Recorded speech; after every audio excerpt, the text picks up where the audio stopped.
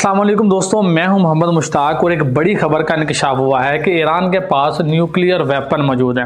और ये बात प्रेसिडेंट मकसूद पज़ेश्कियान ने पाकिस्तान के पीएम शहबाज शरीफ को फ़ोन करके बताई है कि अगर इसराइल और अमेरिका ने ईरान, लेबनान और फ़लस्तीन पर हमले बंद ना किए तो हम NPT से निकल जाएंगे और ईरान की सरजमीन पर एक न्यूक्लियर टेस्ट होगा।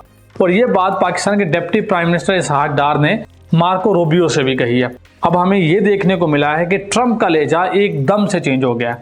वो ट्रंप जो ईरान को गाली दे के बुलाता था, वो ट्रंप जो ईरान की सिविलाइजेशन तबाह करने की धमकी देता था, वो जब भी सोशल मीडिया पर अब पोस्ट कर रहा है तो ये लिख रहा है इस्लामिक रिपब्लिक ऑफ ईरान। मतलब एकदम से बंदे में कितना बड़ा बदलाव हो चुका है। मतलब इसका सॉफ्टवेयर अपडेट हो गया। वही सॉफ्टवेयर जो पंजाब पुलिस किसी का अपडेट करती है, तो सॉफ्टवेयर अपडेट होने के बाद वो बंदा ना सिर्फ पंजाब पुलिस बल्कि पूरी कौम से माफ़ी मांगता है और ये कहता है कि आइंदा वो ऐसी हरकत नहीं करेगा।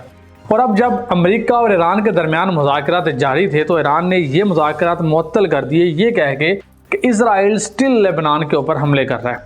तो हमने मुख्तलिफ न्यूज़ चैनल से ये खबर सुनी कि प्रेसिडेंट ट्रंप ने नेतन्याहू को फ़ोन किया है, इसको डांटा है और इसको धमकियाँ दी हैं।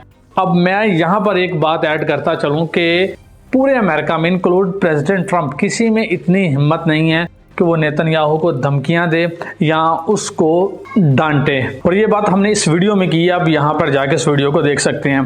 तो खैर, ट्रंप ने नेतन्याहू को फ़ोन किया कि भाई आप लेबनान से अपनी जो आर्मी है वो विड्रॉ करवाएं, क्योंकि इस वजह से ईरान और अमेरिका के दरमियान जो मुज़ाकरात हो रहे हैं वो मुतासिर हो रहे हैं। अब देखें, इसके बाद भी स्टिल लेबनान के अंदर इजराइल की आर्मी बढ़ती चली जा रही है, वो आगे की आगे चली जा रही है और कब्जा करती चली जा रही है, जिस तरह उन्होंने फ़लस्तीनियों के साथ किया, गजा के साथ किया। अब मुज़ाकरात कभी भी कामयाब ना हो इसकी पूरी कोशिश करेगा नेतन्याहू। क्यों? क्योंकि अगर मुज़ाकरात कामयाब हो जाते हैं तो इसका सीधा सा मतलब ये है कि जंग बंदी हो जाएगी। अगर मुज़ाकरात कामयाब नहीं होंगे तो इसका मतलब है कि इसराइल और अमेरिका ईरान पर हमले करते रहेंगे।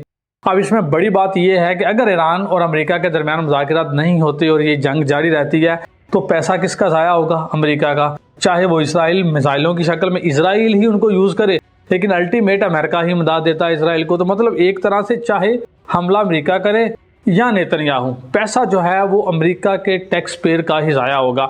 और इसके बाद जहां तक नुकसान की बात है, अब इसमें नुकसान किसका होगा? अगर ईरान रिटेलिएट करता है और मिडल ईस्ट में मौजूद अमेरिकी बेसेस को निशाना बनाता है तो वहां पर नुकसान किसका होगा? अमेरिका का होगा। वहां पर अगर फौजी मारे जाएंगे तो किसके मारे जाएंगे? अमेरिका के मारे जाएंगे। मतलब अगर नुकसान होगा या तो वो अमेरिका का होगा या ईरान का होगा, नेतन्याहू का या इसराइल का नुकसान नहीं होगा। हाँ, अलबत्ता इसमें फ़ायदा ये ज़रूर है, क्योंकि ईरान कमज़ोर होगा या मिडल ईस्ट की कंट्रीज कमज़ोर होगी तो उसका बराह रास्त जो फ़ायदा है वो इसराइल को ही होगा।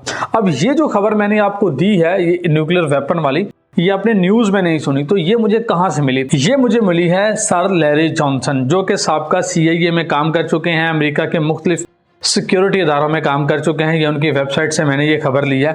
अब इस बंदे ने ये खबर दिया तो इसका मतलब है कि पसे पर्दा कुछ ना कुछ तो ऐसा चल रहा है कि अमेरिका मुज़ाकरात की भीख मांग रहा है। मतलब वो हर तरह से, हमें हर रोज़ ये खबर सुनने को मिलती है कि भाई मुज़ाकरात होने वाले हैं, हम ईरान से बहुत अच्छी डील कर रहे हैं, लेकिन ईरान की तरफ से हमेशा हमें ये खबर सुनने को मिलती है कि भाई कोई डील नहीं हो रही, हम मुज़ाकरात को मुअत्तल कर चुके हैं।